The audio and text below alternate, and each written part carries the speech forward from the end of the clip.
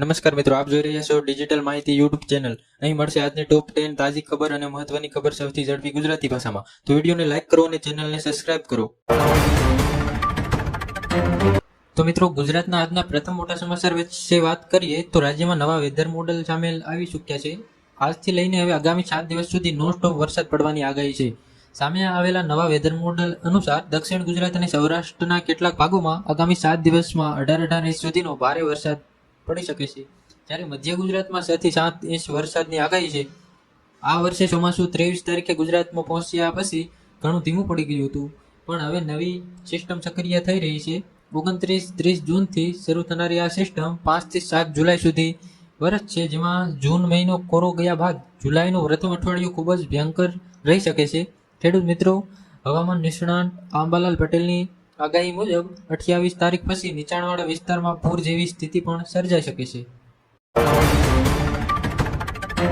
તો મિત્રો, ફરી એકવાર વૈશ્વિક સ્તરે હુમલાઓ શરૂ થઈ ચૂક્યા છે. ઈરાન અને અમેરિકાના યુદ્ધને લઈને મહત્વપૂર્ણ અપડેટ આવી રહ્યા છે. મધ્ય પૂર્વમાં 5 દિવસ યુદ્ધ વિરામ થાય છે, તો 5 દિવસ પછી ફરી મોટા હુમલાઓ શરૂ થઈ જાય છે. આ સ્થિતિ વચ્ચે અમેરિકા રાષ્ટ્રપતિ ડોનાલ્ડ ટ્રમ્પે ઈરાનને અત્યાર સુધીની સૌથી ગંભીર અને આકરી ધમકી આપી દીધી છે. ટ્રમ્પે સોશિયલ મીડિયા પર સ્પષ્ટ શબ્દોમાં લખ્યું છે કે જો ઈરાન પોતાની હરકતોથી નહીં સુધરે તો દુનિયાના નકશામાંથી તેનું અસ્તિત્વ મટી જશે. અમેરિકા હવે વધુ સંયમ નહીં રાખે અને પોતાના સૈન્ય અભિયાનને આખરી અંજામ સુધી પહોંચાડશે. હવે વાત કરીએ દેશના ગરીબ અને જરૂરિયાતમંદો માટે પ્રધાનમંત્રી નરેન્દ્ર મોદીએ લીધેલા ઐતિહાસિક નિર્ણય વિશે. પીએમ મોદીએ દેશવાસીઓને સંબોધતા મોટો સંકલ્પ જાહેર કર્યો છે. જ્યાં સુધી ભારતના તમામ જરૂરિયાતમંદ વ્યક્તિઓને કાયમી પાકું ઘર નહીં મળે ત્યાં સુધી હું આરામ નહીં કરું.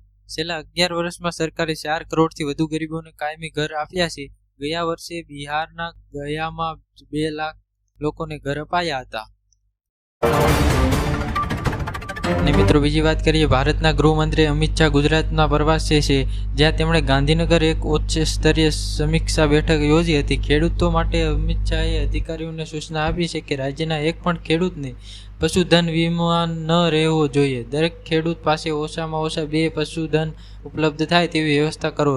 દીકરીઓ માટે શિક્ષણ ડ્રોપઆઉટ રેશિયો ઘટાડવા માટે 3-4 ગામો વચ્ચે નક્કી ક્લસ્ટર શાળાઓ શરૂ કરવાનું આયોજન કરાશે.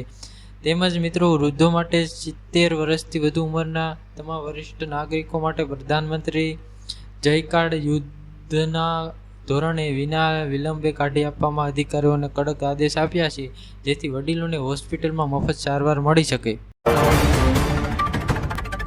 તો આગળ વાત કરીએ તો કે વીજ પોલ અને ટાવર ઊભા કરવા મુદ્દે છેલ્લા ઘણા સમયથી ચાલી રહેલા વિવાદમાં આખરે સરકારને નમતું જોખ્યું છે. આ સંવેદનશીલ પ્રશ્નનો ઝડપી નિકાલ કરવા માટે ઉર્જા વિભાગના પત્ર આધારે કલેક્ટર જાહેર કરી છે કે સરકારે ખેડૂતોને તમામ મુખ્ય 6 માંગણીઓ મુદ્દે ઉચ્ચ સ્તરીય કમિટી સાથે ચર્ચા કરવા મોરબીના ખેડૂતોએ આમંત્રણ આપ્યું છે.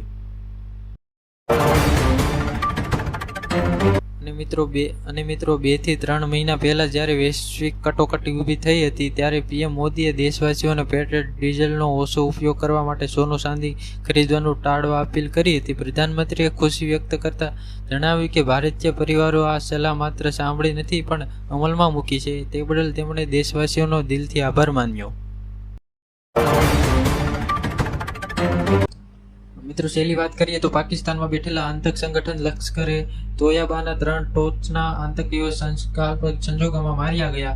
ઓપરેશન સિંદૂર બાદ આતંકીઓનો વીણીને ખાત્મો કરવામાં આવી રહ્યો છે. બીજી તરફ નર્મદા જિલ્લાના ગુંડેશ્વર એટલે કે સ્ટેચ્યુ ઓફ યુનિટી પાસે સરકારી નિયમોનું ઉલ્લંઘન કરનારા ઉચ્ચ અધિકારીઓ પણ ભૂપેન્દ્ર પટેલે સરકારનું બુટલેગર ફરી વળ્યું. ઇતિહાસમાં પહેલીવાર રવિવારની રજાના દિવસે જેસીબી મશીન લગાવીને ગેરકાયદેસર મકાનો તોડી પાડવામાં આવ્યું.